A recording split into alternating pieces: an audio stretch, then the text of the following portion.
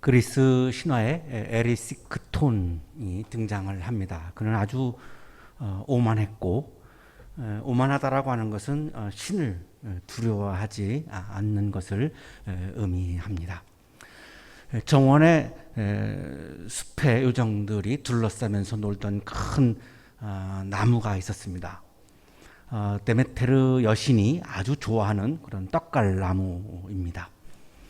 숲의 요정들은 그 나무 주위에서 춤을 추면서 굉장히 행복하게 즐겁게 놀았습니다. 이 에리시크톤이 어느 날 집을 지을 제목이 필요했습니다. 그래서 하인들에게 그 큰 떡갈나무를 베라고 했습니다. 감히 아무도 나무를 배려하지 않았습니다. 여신의 정원입니다. 그 나무를 베면 안 됩니다. 신하들이 에리시크톤에게 그렇게 이야기를 하고 아무도 베지 않습니다. 그랬더니 에리시크톤이 직접 도끼를 들고 요정들이 베지 말아달라고 그렇게 사정을 했지만 도끼로 나무를 찍었습니다. 그 나무에서 피가 흐릅니다. 요정들이 얼른 데메테르 여신에게 가서 이 사실을 알렸습니다. 그랬더니 이 데메테르 여신이 할머니로 변신해가지고 나타납니다. 당장 멈추고 더 이상 불경스러운 짓을 하지 말아라. 이렇게 데메테르 여신이 이야기를 합니다. 에리시크톤이 코웃음을 치면서 말합니다. 난 목자가 필요해요. 이걸로 집을 지어서 돈을 벌 겁니다. 나그네가 쉬어가게 하고 돈을 받는 거예요. 요정들이 그 떡갈나무 주변에서 행복하게 시간을 보내고 노는 것은 전혀 에리시크톤에게 중요하지 않죠. 이 나무를 통해서 내가 돈을 얻는 것이 오로지 중요한 것입니다. 데메테르 여신이 기아의 여신 리모스를 부릅니다. 아주 불경스럽고 욕심 많은 자가 있다. 그에게 욕심이 많으면 어떻게 된다는 것을 보여주어라. 그랬더니 리모스, 기아의 여신 리모스가 에리시크톤의 혈관에다가 독을 불어 넣습니다. 잠이 들었던 에리시크톤이 심한 배고픔을 느끼면서 잠에서 깨어납니다. 눈에 보이는 음식을 모조리 먹습니다. 그런데도 배고픔이 채워지지 않습니다. 아무리 먹어도 계속해서 배가 고픕니다. 그러니까 먹는 일에만 몰두할 수밖에 없습니다. 배고픔이 채워지지 않으니까 계속 먹어야 되니까 먹는 것에 모든 삶을 다 보내야 하는 거죠. 끝없이 먹기만 해야 합니다. 그러니 그 비용이 많이 들어갈 수밖에 없고 가산을 탕진합니다. 딸 메스트라를 노예로 팔아서 그 돈으로 음식을 사서 먹고 배고픔을 달랩니다. 이 팔려간 딸 메스트라가 포세이돈에게 구해줄 것을 소원했고, 포세이돈은 메스트라가 도망칠 수 있도록 도와주고, 이런 물건들을 동물로 변화시킬 수 있는 그런 능력을 부여해 줍니다. 그러니까 너는 모든 것을 동물로 바꿀 수 있게 될 것이다. 포세이돈이 그렇게 그런 능력을 부여해 주니까 딸 메스트라가 그 능력을 이용해서 아버지의 음식을 준비하는 거죠. 이런 사물, 물체들을 다 동물로 변화시켜가지고 그 동물로 요리해가지고 아버지에게 요리를 드리는 거죠. 에리시크톤은 눈에 보이는 음식을 다 먹습니다. 그래도 배고픔은 계속됩니다. 나중에 에리시크톤은 자기 몸을 먹기 시작합니다. 나중에 머리만 남습니다. 에리시크톤의 치아가 서로 막 부딪히면서 먹을 것을 달라고 아우성을 칩니다. 그의 욕심은 그의 인생까지 송두리째 자기 몸까지 먹어 치우고 말았습니다. 그리고 비극적인 최후로 삶이 끝나고 맙니다. 오늘의 성서 일과는 히브리인들이 광야에서 먹을 것에 집중을 하면서 하나님을 바라보지 못하고 하나님을 놓치고 하나님을 믿지 않고 하나님을 원망하는 장면의 말씀이 오늘 성서일과의 말씀입니다. 오늘 성서일과는 출애굽기 16장인데요. 우리가 잘 알고 있는 만나와 메추라기 그 본문입니다. 많은 그리스도인들은 만나와 메추라기에 집중을 하죠. 왜냐하면 만나와 메추라기가 하늘에서 주어졌고 기적이었으니까요. 그 기적에 집중을 하고 만나와 메추라기에 집중을 하죠. 그 만나와 메추라기에 집중하면 에르시크톤이 먹는 것에만 모든 삶을 쏟아야 했던 것처럼 그 만나와 메추라기를 주시는 하나님을 보지 못합니다. 그것을 우리는 신앙이라고 부르지 않습니다. 만나와 메추라기의 기적에 집중하는 것은 신앙이 없는 사람들도 다 하고 있는 거죠. 그것을 우리는 신앙이라고 말하지 않습니다. 그러나 현실적으로 많은 그리스도인들은 하나님보다는 만나와 메추라기에 집중을 하고 만나와 메추라기라고 하는 기적에 집중을 하고 그 기적이 나에게도 일어날 것을 바라는 마음이 강하죠. 근데 그 만나와 메추라기가 오는 근거는 하나님입니다. 하나님이 없이는 만나와 메추라기는 불가능한데 하나님은 안 보고 만나와 메추라기만 보는 거죠. 그것을 우리는 신앙이라고 부르지 않습니다.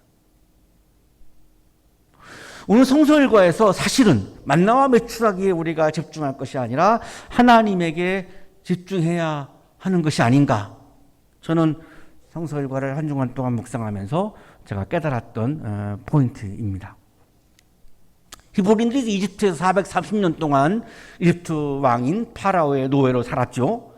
자, 그 노예는 하나님께서 인간을 최초로 창조하실 때의 하나님의 형상, 하나님을 닮은 하나님의 형상이 아니죠. 그래서 하나님께서 이스라엘을 이집트에서 탈출시킨 거죠. 하나님께서 이스라엘을 탈출시키면서 이렇게 말씀합니다. 출애굽기 6장 4절입니다. 나는 또한 그들이 한동안 나그네로 몸부쳐 살던 가나안 땅을 그들에게 주기로 그들과 언약을 세웠는데 하나님의 기억에 히브리인들에게 가나안 땅을 준다라고 약속하셨던 것을 지금 하나님이 기억을 떠올리고 계시는 거죠. 그러면 그 약속을 언제 했을까? 아브라함 때입니다. 여기 언약은 히브리어로 베레티이고요. 영어로 카브넌트인데 하나님께서 아브라함과 이삭과 야곱에게 딱 가나안 땅을 주신다고 여러 차례 약속을 하시고 언약을 하신 것이 창세기에 나옵니다. 굉장히 많지만 다 열거할 수는 없으니까 하나만 열거하면요. 하나님께서 아브라함과 계약을 맺으시는 장면이 창세기 17장 7절에 있습니다. 내가 너와 세우는 언약은 나와 너 사이에 맺는 것일 뿐 아니라 너의 뒤에 오는 너의 자손과도 대대로 세우는 영원한 언약이다. 이 언약을 따라서 나는 너의 하나님이 될 뿐만 아니라 뒤에 오는 너의 자손의 하나님도 될 것이다. 가나안 땅을 주신다라고 하는 언약에서 가장 중요한 하나님의 표현은 이거죠. 내가 너희들과 왜 이 언약을 맺냐면 내가 너희들의 하나님이기 때문이야 이겁니다.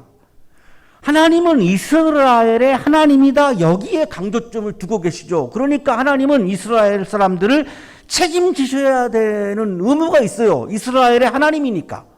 이스라엘의 하나님이 아니라고 한다면 책임질 이유가 없지요. 여기에 강조점이 있죠. 분명히 내가 지금 나그네로 사는 이 가나안 땅을 너와 내 뒤에 오는 자손에게 영원한 소유로 모두 주고 나는 그들의 하나님이 될 것이다. 자, 가나안 땅을 주신다고 아브라함에게 말씀하시면서 말씀의 결론이 뭐냐면 나는 너희들의 하나님이 될 것이다. 여기에 강조점이 있죠. 땅이 강조점이 아니죠. 하나님이 강조점이죠. 땅을 주시고 땅을 주시겠다고 약속하는 이유는 이스라엘의 하나님이기 때문에 이 약속을 하고 계시는 거죠. 하나님은 언약을 맺으시면서 하나님은 이스라엘 하나님이라고 하는 것을 계속해서 창세기에서 강조를 하셨습니다. 하나님께서 이스라엘 하나님이라고 하는 말씀은 하나님께서 이스라엘을 책임지신다는 말씀이죠. 먹고 사는 문제들을 다 생명에 관한 것을 책임지신다는 거죠. 자, 이것을 믿는 것을 우리는 신앙이라고 부르는 거죠. 이것을 믿지 않는 것을 우리는 불신앙이라고 말하는 거죠. 하나님께서 이스라엘을 이집트 탈출시키는 이유를 계속해서 말씀합니다. 출애굽기 6장 7절입니다. 그래서 너희를 나의 백성으로 삼고, 자 이제 두 번째가 나오죠. 하나님은 이스라엘의 하나님이고 이스라엘은 특성이 뭐냐? 하나님의 백성이라는 겁니다. 영어 성경에는 여기가 my people 이렇게 나옵니다. 나의 백성이다. 나는 너희의 하나님이 될 것이다. 그러면 너희는 내가 주, 곧 너희를 이집트 사람의 강제 노동에서 이끌어낸 너희의 하나님임을 알게 될 것이다. 여기 하나님에 대한 호칭이 두 개가 나오죠. 하나는 주고요. 하나는 하나님입니다. 이 두 개가 나오죠. 자, 히브리어 성서에는 우리말 성경의 주가 히브리어 성서에는 야훼로 나옵니다. 하나님은 엘로힘으로 나옵니다. 킹 제임스 버전 영어 성서에는 I am the Lord your God. 야훼가 Lord로 나오고 하나님이 God으로 나옵니다. 그러니까 이거를 요약하면 야훼가 하나님이다 이런 말씀이에요. 그러니까 하나님의 고유 명사는 야훼예요. 하나님은 신을 의미하는 거죠. 야훼라고 하는 고유 명사예요. 야훼가 너희의 하나님이다. 그러니 당연히 내가 너희들의 삶을 책임져야지. 그러면 너희들은 내가 로드야. 내가 너희들의 주인이야. 그러면 너희들은 뭐야? My people. 나의 백성이야. 그러면 너희들의 의무는 뭐야? 내 말을 따라야지. 내가 주인이니까. 요약하면 이겁니다. 하나님이 원하시는 건 간단합니다. 내가 너희들의 하나님이니까 내가 너희들을 책임질게. 그럼 너희들은 어떻게 해야 돼? 내 말을 따라. 내가 주인, 너희들의 주인이니까 그거를 인정해. 잊지 말어. 이게 핵심이죠.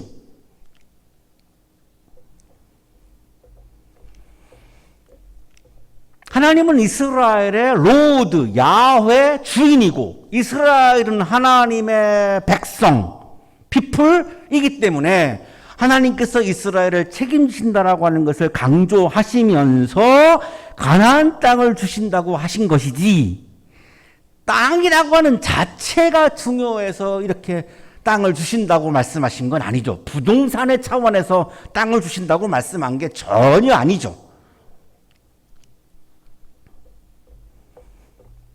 자, 이러고서 이제 오늘의 성소 일과가 이제 시작되는데요. 이스라엘 자손의 온 회중이 엘림에서 떠나 엘림과 시내산 사이에 있는 신광야에 이르렀다. 이집트 땅에서 나온 뒤 둘째 달 보름이 되던 날이다. 이집트를 출발해서 이제 가나안 땅으로 가는데 중간에 신광야라고 하는 광야에 도착을 한 거예요. 이거를 우리가 이 지리에서 시나이 반도라고 부르는 곳입니다. 시나이 반도라고 부르는 곳인데 그 신광야에 도착을 한 거죠. 얼마 됐느냐? 출발한 지 보름 됐다는 거죠. 보름 만에 지금 신광야에 온 거예요. 홍해바다를 이미 건넜고요. 그런데 그때에 이스라엘 히브리인들이 광야에서 리더인 모세와 아론을 원망합니다. 이때 총 한 60만 명이라고 성경에 나오는데요. 남자들만 60만 명이라고 나와요. 60만 명이 훨씬 넘겠죠. 여자와 아이들을 포함하면. 이거 민족의 대이동이에요. 근데 대이동인데 하필이면 사막을 지나게 된 건데 사막에는 물과 먹을 게 없습니다. 저는 여기 시나이 반도 사막을 가보기 전에는 사막 그러면 아주 낭만적인 막 모래사장이 펼쳐져 있는 거로 상상을 했는데 가봤어요. 제가 이집트에서 가나안까지 쭉 그 길을 따라 가봤는데 정말로 황량하기 이를 데 없습니다. 물도 없고 먹을 것도 없고 푸른 색깔이라고 하는 것은 전혀 없습니다. 거기 그러니까 지금 15일 지났는데 물도 없죠. 먹을 것도 없죠. 그러니까 모세와 아론이라고 하는 리더를 원망하는 거예요. 왜? 먹을 게 없으니까. 사람이 먹을 것이 없다라고 하는 거는 이거 정말 힘든 거거든요. 먹어야 살 거 아니겠습니까? 그러니까 뭐 자연스럽게 그 항의가 막 나오는 거예요. 항의의 내용이 이런 거죠. 차라리 우리가 이집트 땅 거기 고기가마 곁에 앉아 배불리 음식을 먹던 그때에 누가 우리를 주님의 손에 넘겨주어서 죽게 했더라면 더 좋을 뻔하였습니다. 노예였지만 이집트에 살 때는 그래도 고기 냄새라도 맡고 고기 국물이라도 먹었는데 자유를 얻으면 뭐 하느냐? 먹을 게 없는데 이게 자유가 무슨 소용이 있느냐? 배가 고픈 자유인보다 배가 부른 노예가 더 좋다. 이런 뜻에서 지금 왜 우리를 데리고 남았느냐라고 지금 리더인 모세와 아론에게 지금 불평과 원망을 쏟아내기 시작하는 거죠. 배가 고프니까 눈에 들어오는 게 없어요. 사람이 배가 고프면 아무것도 눈에 들어오지 않죠. 그래서 금강산도 식후경 그런 말을 하는 이유가 거기 있는 거죠. 그랬더니 하나님께서 그래? 먹을 거를 줄게. 아주 간단하게 말씀합니다. 그래? 먹을 걸 주면 되잖아. 이 말씀 속에는 약간 좀 서운하신 거죠. 아니 내가 너희들의 하나님인데 내가 너희들을 책임질 건데 그냥 달라고 하지 뭘 원망을 하고 그러니. 그 원망은 믿음이 아니잖아. 너희들을 나를 지금 못 믿는 건데. 섭섭한 거죠. 하나님이 원하는 것은 신앙이죠. 하나님을 믿기를 원하는 거잖아요. 그런데 하나님을 못 믿고 지금 원망을 쏟아내니까 그래 줄게. 그냥 먹을 거 다 하려고 하지. 당신들은 지금 우리를 이 광야로 끌고 나와서 이 모든 회중을 다 굶어 죽게 하고 있습니다. 그러니까 모세와 아론의 판단은 잘못된 거 아니냐라고 지금 불평을 쏟아내고 있는 거죠. 야훼는 이스라엘의 하나님이죠. 당연히 먹을 것을 책임지시는 분이죠. 중요한 것은 하나님의 백성이니까 이스라엘은 하나님의 말씀을 따라야 한다라고 하는 것을 강조합니다. 자, 4절에 드디어 속내를 드러내시죠. 너희가 먹을 것을 하늘에서 빛처럼 내려줄 터이니 먹을 게 없다고 그래 나를 원망해? 너희들하고 나하고 그런 관계니? 내가 너희들을 책임지는 관계인데 먹을 게 없다고 세상에 탈출시킨 거를 원망해? 줄게. 먹을 거를 하늘에서 빛처럼 내려줄 터이니 백성이 날마다 나가서 그날 먹은 만큼 거두어 드리게 하여라. 자, 먹을 거를 줄 텐데 내 명령은 일용할 양식만 거두어라 라고 이렇게 말씀하는 거예요. 이거를 지키느냐가 지금 하나님에게는 중요한 거예요. 원래 먹거리는 땅에서 나오는 거지 하늘에서 내려오지 않죠. 땅에서 나오지 않습니까? 그런데 하나님은 먹거리를 하늘에서 내려주겠다는 거죠. 그러면 뭐죠? 내가 땀을 흘려서 만들어낸 양식이 아니라 먹거리가 아니라 하나님으로부터 오는 먹거리죠. 그럼 뭐가 중요하죠? 하나님이 중요하죠. 하나님이 계셔야 하나님으로부터 오는 먹거리가 있는 거지. 하나님이 존재하지 않으시면은 하나님으로부터는 먹거리는 불가능하니까 하나님이 중요한 거죠. 근데 그 중요한 하나님의 말씀이 뭐냐면 하루분만 거두라는 거죠. 일용할 양식만 거두라는 거죠. 먹거리를 모아놓으면 먹을 것에 집중하고 먹거리를 주시는 하나님을 중요하지 않게 생각하겠죠? 이미 다 모아놨으니까 뭐 하나님 필요 없죠. 모아놓은 먹거리를 먹으면 되니까. 그러니까 하나님을 바라보지 않겠죠. 그래서 아마도 하나님이 매일매일 하나님으로부터 오는 먹거리를 경험시켜 주시려고 하루분만 모아서 먹으라고 말씀한 거죠. 그래야 매일매일 하나님을 바라볼 거 아니에요. 하나님으로부터 오니까. 강아지들이 자기한테 음식을 주는 집안 사람들 중에서 특히 자기한테 음식을 주는 주인에게 더 좋아하고 잘하잖아요. 근데 만약에 강아지가 매일매일 주인이 주는 거를 먹는 게 아니라 강아지가 싸놓고 음식을 먹는다면요, 그 주인 별로 따르지 않을 거예요. 분명히 그럴 거예요. 근데 그 주인이 아니면 내가 먹을 게 없으니까 그 주인을 굉장히 따르죠. 마찬가지죠. 먹을 거를 다 쌓아놓으면 히브리인들이 하나님을 바라보겠습니까? 이렇게 하여 그들이 나의 지시를 따르는지 따르지 않는지 시험하여 보겠다. 자, 봐요. 하나님이 중요하게 여기는 건 뭐죠? 먹거리가 아니에요. 히브리인들이 하나님을 따르는지 안 따르는지, 하나님을 바라보는지 안 바라보는지, 이게 지금 여기에 강구점이 가 있지, 먹을 것에 강구점이 가 있지 않거든요.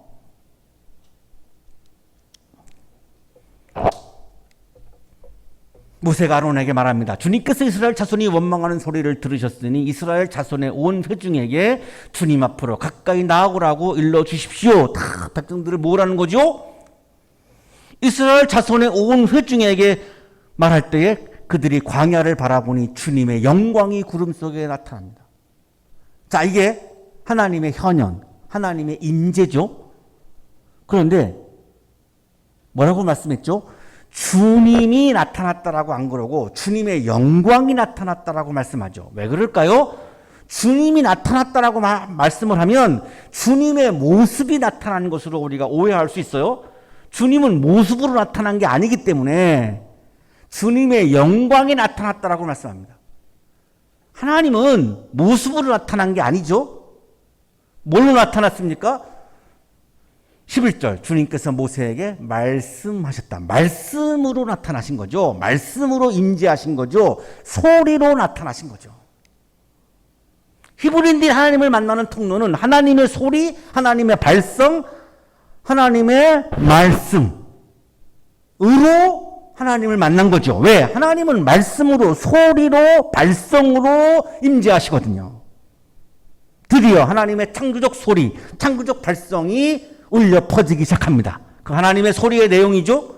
나는 이스라엘 자손이 원망하는 소리를 들었다. 서운하신 거예요. 너는 그들에게 너희가 저녁이 되면 고기를 먹고 아침에는 빵을 배불리 먹을 것이다. 저녁에는 고기 먹고 아침에는 빵을 먹을 거야. 하나님의 소리의 내용이에요. 이스라엘 사람들이 지금 원하던 것이 해결되는 거 아니겠습니까? 원망하던 것이 지금 다 해결되는 거죠. 이것 때문에 원망한 거잖아요. 하나님 간단하게 말씀해요. 저녁에는 고기 먹고 아침에는 빵 먹을 거야. 그것도 배불리 먹는다는 거죠. 그렇게 될 때에 먹는 것으로 끝나지 않죠. 결론이 여기 나와요. 그렇게 될 때에 너희는 나 주가 너희의 하나님임을 알게 될 것이다. 그 고기를 먹고 빵을 먹어서 하나님 야훼가 우리의 하나님임을 알게 된다. 우리를 책임져 주시는 하나님임을 알게 된다. 여기에 강조점이 있어요. 고기와 빵의 강조점이 있지 않아요. 창세기 16장은 고기와 빵의 강조점이 가 있는 것이 아니라 하나님에게 강조점이 가 있어요. 빵과 고기를 왜 주셨는데요, 하나님이? 히브리인들이 야훼가 하나님임을 알게 해 주려고 주신 거죠. 그래서 이렇게 말씀하신 거예요. 하나님임을 알게 될 것이다. 야훼가 하나님이라고 하는 것을 너희가 알게 될 것이다. 어떻게? 고기와 빵을 먹으면서.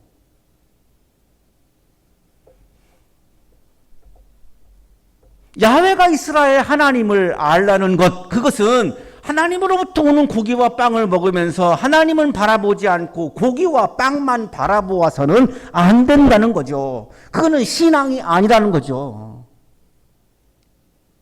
그건 욕심이죠. 이스라엘은 하나님의 백성이기 때문에 하나님을 바라보는 것이 중요하다는 거죠. 신앙인은 나의 시선이 고기와 빵이 아니라 하나님을 향하는 사람이 신앙인이라는 거죠. 자, 그런데 우리의 시선이 기적에 집중을 하고 만나와 메추라기에만 집중을 하고 하나님을 바라보지 않는다면 그건 신앙이 아닌 거죠.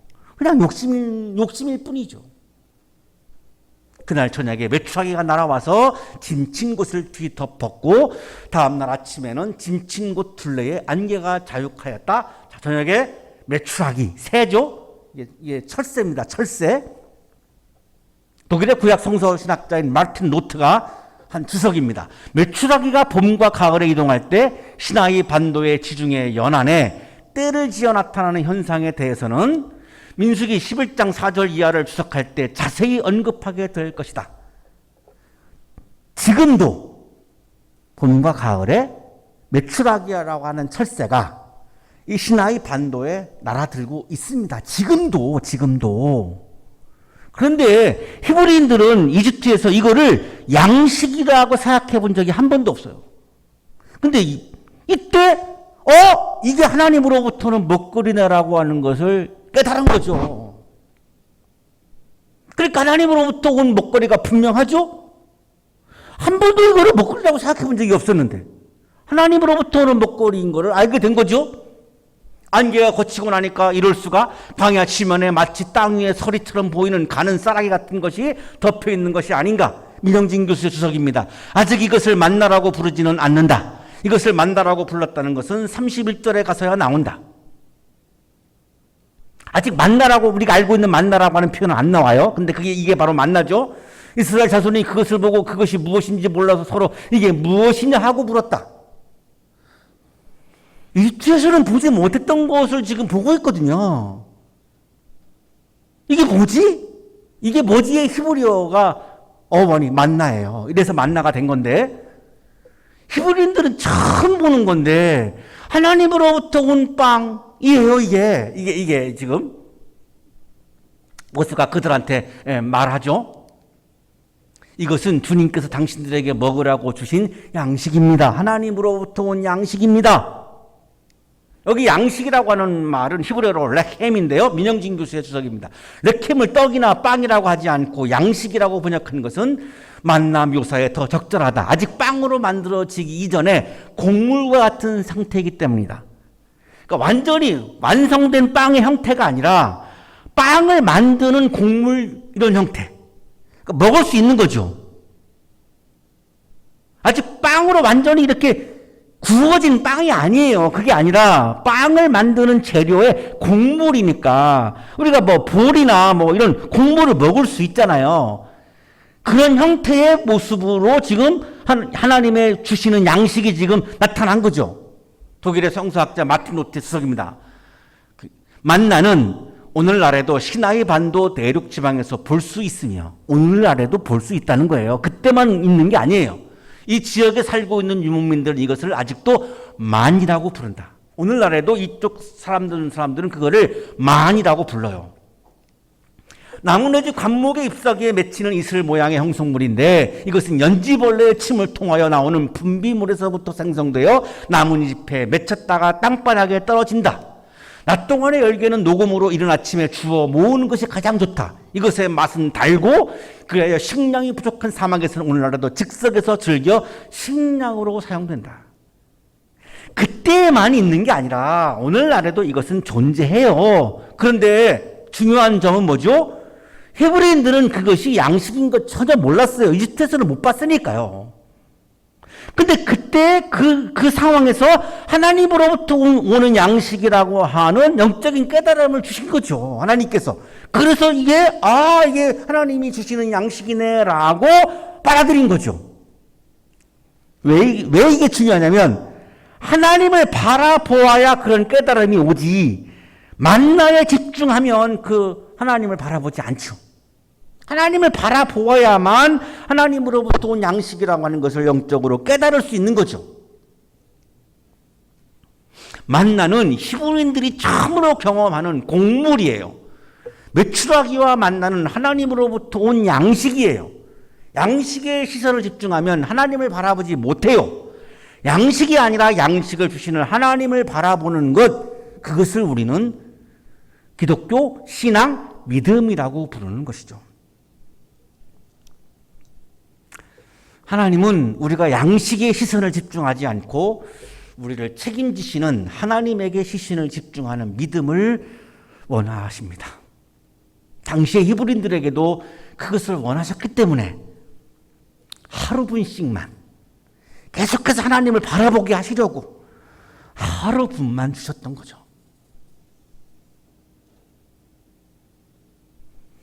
하나님을 바라보는 것을 물질을 바라보는 시선이 하나님을 바라보는 것을 방해할 수 있죠. 그 외에도 하나님을 바라보는 것을 방해하는 것들이 많죠. 그것을 잘 이겨내고 끝까지 최선을 다해서 하나님을 바라보는 사람들이 아름다운 그리스도인들입니다. 나의 삶을 책임져 주시는 하나님을 바라보는 믿음을 잃지 않으시고 오늘도 어려운 상황을 살고 있지만 우리를 책임져 주시는 하나님을 바라보면서 나를 책임져 주시는 하나님에 대한 믿음으로 모든 어려움들을 이겨내는 여러분들의 삶이 되시기를 주님의 이름으로 축복합니다. 거룩하신 주님, 나의 시선이 하나님을 향하지 못할 때가 많이 있음을 고백합니다. 다시 한번 깨어나서 하나님을 바라보는 시선을 가로막는 것들을 제거하고 오늘도 하나님을 바라보는 믿음으로 모든 어려움들을 이겨내며 살아갈 수 있도록 믿음에 믿음을 더하여 주옵소서. 예수 그리스도 이름으로 기도하옵나이다. 아멘.